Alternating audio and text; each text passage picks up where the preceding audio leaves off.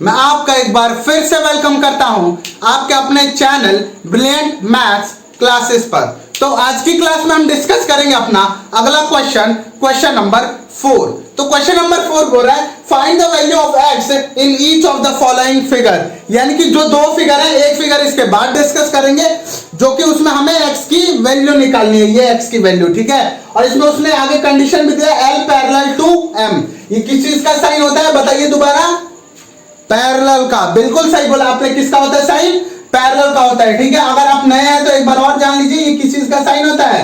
Parallel का होता है। किसका?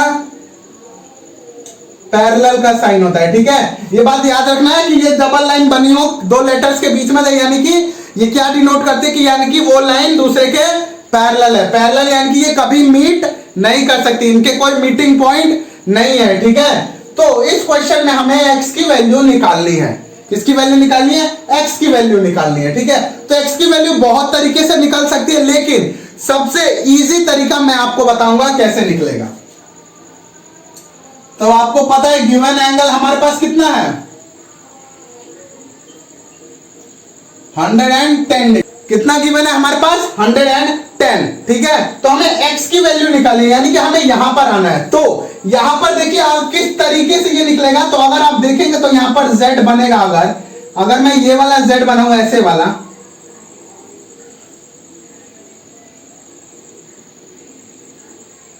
अगर ऐसे वाला z बनाऊं तो आपको पता चल जाएगा, यानी कि जो एंगल ये होगा वही एंगल आपका ये होना चाहिए, तभी ये दोनों इक्वल होंगे।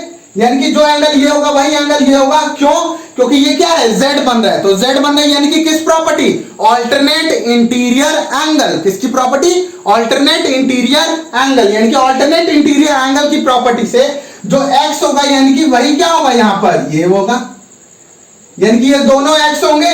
यानी कि अब ये वाला एंगल मिल गया, अब मुझे ज्यादा दूर जाने की कोई जरूरत नहीं, ठीक है। यहां से मैंने x बता दिया, ठीक है। और तो यानी कि ये x होगा और ये भी x ही होगा, ठीक है। तो अगर आप देखेंगे तो ये देखिए ये स्ट्रेट लाइन है, ये जो ट्रांसवर्सल लाइन है वो एक स्ट्रेट लाइन है सीधे। और स्ट्रेट लाइन पे अगर आप यहां से देखें इस फिगर को कवर करके तो दो एंगल बने, एक तो x और एक 110। तो वापस ध्यान आ गया जो हमने थर्ड क्वेश्चन में बार बार किया था, यानी कि sum of angles on straight line is 180। यानी कि स्ट्रेट लाइन पे जितने भी एंगल बने उनका जो सम होगा आपके 180 के इक्वल होगा। तो यहां पर दो एंगल बन रहे हैं, इन दोनों का सम क्या होगा? 180 के इक्वल होगा। यानी कि x प्लस का 110 इज इक्वल्स टू 180। क्या रीजन होगा आपका? सम ऑफ एंगल्स ऑन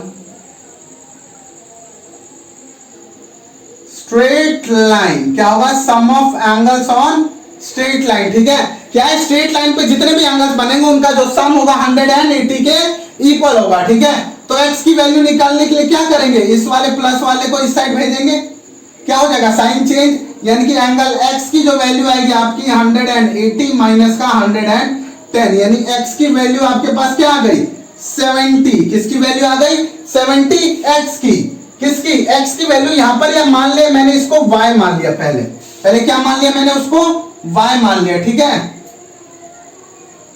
तो यहां पर y की जो वैल्यू आ गई हमारे पास क्या? 70। तो y की वैल्यू आ गई तो वही वैल्यू x की होगी, यानी कि angle y is equal to angle x is equal to 70। क्यों? क्योंकि z बन रहा है और z बने't तो कौन सी चीजें याद आती है? Alternate interior angle. कौन सा एंगल? Alternate interior angle. तो यहां पर क्यों इक्वल है ये? ऑल्टरनेट इंटीरियर एंगल, यानी कि ये ऑल्टरनेट इंटीरियर एंगल की वजह से क्या है? जो y होगा वही x होगा, ठीक है। क्यों? क्योंकि यहां पर लेटर कौन सा बना है? z। तो z जब भी बनेगा तो किस प्रॉपर्टी की बात होगी? ऑल्टरनेट इंटीरियर एंगल की बात होगी, ठीक है। या फिर अगर आप और दूसरे तरीके से देखें तो जो एंगल ये होगा वही एंगल ये वाला होगा। कौन सा? ये वाला। देख रहे हैं आप? जो एंगल ये होगा 110 वो ये होगा। क्यों? क्योंकि यहां पर क्रॉस बना है, क्रॉस बना है तो ये भी क्या हो जाएगा? 110। क्यों? वर्टिकली ऑपोजिट एंगल की वजह से। तो ये जो अगर 110 होगा तो यहां पर फिर वापस देखेंगे C बन रहा है। क्या बन रहा है? C। तो अगर C बना है तो C में इन दोनों इंटीरियर एंगल होंगे उनका भी सम किसके इक्वल होता है, सप्लीमेंट्री एंगल, यानी कि 180 के इक्वल। तो अगर ये 110 है तो इसको माइनस कर देंगे तो ये ऑटोमेटिकली क्या आएगा, आपकी x की वैल्यू 70, x की वैल्यू 70 आ जाएगी। ठीक है, तो मतलब दोनों साइड से जो आपकी वैल्यू आई x की वो क्या आई, 70 आई। ठीक है, तो ये था इसका फर्स्ट पार्ट क्वेश्चन नंबर 4 का। तो सेकंड पार्ट में भी हमें x की वैल्यू निकालनी है। ठीक है, किसकी वैल्यू निकालनी है, x की वैल्यू निकालनी है। ठीक है, तो x यानी कि कुछ ज्यादा दूर पर है। ठीक है, बस एक चीज आपको ध्यान देना है, 2 मिनट के अंदर यानी कि 2 सेकंड के अंदर आप पकड़ लेंगे x की वैल्यू। अगर आप देखेंगे तो ये वाली लाइन को यहां पर देखेंगे तो ये f बन रहा है, क्या बन रहा है, ये f बन रहा है, यानी कि जो एंगल ये होगा वही एंगल ये होगा, क्या होगा, जो एंगल 100 होगा वही एंगल x होगा। क्यों, कॉरेस्पॉन्डिंग एंगल है, क्या ये कॉरेस्पॉन्डिंग एंगल की वजह से हुआ। क्यों, क्योंकि f लेटर बन रहा है और f कब बनता है, जब कॉरेस्पॉन्डिंग एंगल होंगे। ठीक है, कौन सी प्रॉपर्टी यूज होगी f में, कॉरेस्पॉन्डिंग एंगल, यानी कि यहां से आप डायरेक्ट कर सकते हैं angle 100 is equals to angle x, किसकी वजह से,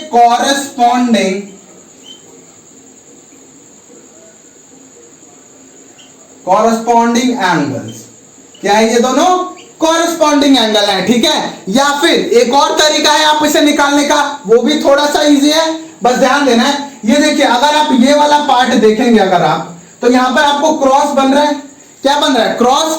तो क्रॉस यानी कि वर्टिकली ऑपोजिट एंगल, क्रॉस यानी कि किस चीज को याद करना है, वर्टिकली ऑपोजिट एंगल। तो यानी कि वर्टिकल में जो ये होगा वही एंगल ये होगा, और जो ये होगा वही एंगल ये होगा।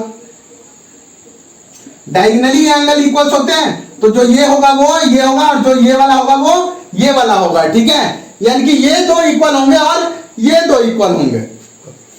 तो अगर मैं इसको मैंने z मान लिया, सपोज इसको मैंने z मान लिया, तो angle 100 is equals to angle z। Angle जो 100 होगा किसके इक्वल होगा, z के। क्यों, यहां पर क्या आएगा, वर्टिकली ऑपोजिट एंगल्स, क्या है, वर्टिकली ऑपोजिट एंगल। क्यों ये सेम है, क्योंकि ये दोनों क्या है, वर्टिकली ऑपोजिट एंगल है। इसका मतलब z हमारे पास कितना हो गया, 100, कितना हो गया, z 100 हो गया। तो अगर z 100 हो गया तो आपको दिख रहा है कि दोनों लाइनें, ये L और ये M, और मान लीजिए इसे P और Q, तो L और M भी पैरेलल है और P और Q भी पैरेलल है। ठीक है, तो दोनों लाइनें पैरेलल हैं। तो अगर आप ये देखिए, ये Z बनता हुआ दिख रहा है आपको, ये देखिए यहां से ले गया मैं यहां से, और ये Z बन रहा है, Z यानी कि जो एंगल ये होगा वही एंगल ये वाला होगा। क्यों, Z बन रहा है, Z यानी कि ऑल्टरनेट इंटीरियर एंगल की प्रॉपर्टी से ये दोनों इक्वल होंगे।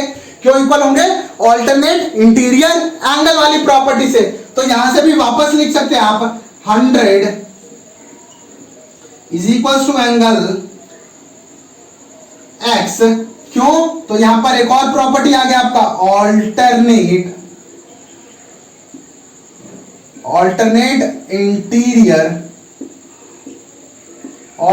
इंटीरियर एंगल वाली प्रॉपर्टी से क्या होंगे, ये 100 जो होगा वो भी किसके इक्वल होगा, x के इक्वल होगा। ठीक है, इसे फाइंड करने के आपके बहुत सारे तरीके हैं। लॉन्ग मेथड, एक और मेथड हो सकता है, आप 100 से ये वाला निकाल देंगे, यहां से ये वाला निकाल देंगे, एंगल्स ऑन स्ट्रेट लाइन निकाल देंगे, तो आपको यहां से C बन रहा है, C बन रहा है, तो यानी कि इन दोनों एंगल्स का सम 180 के इक्वल होना चाहिए। तो 100 से ये 80 होगा, और फिर वही 180 से माइनस करेंगे तो फिर वो 100 हो जाएगा। कहीं से भी करेंगे आपका एग्जैक्ट आंसर सेम आएगा, अगर आपने बिल्कुल सही तरीके से किया है। ठीक है, तो ये था आपका सेकंड पार्ट क्वेश्चन नंबर 4 का।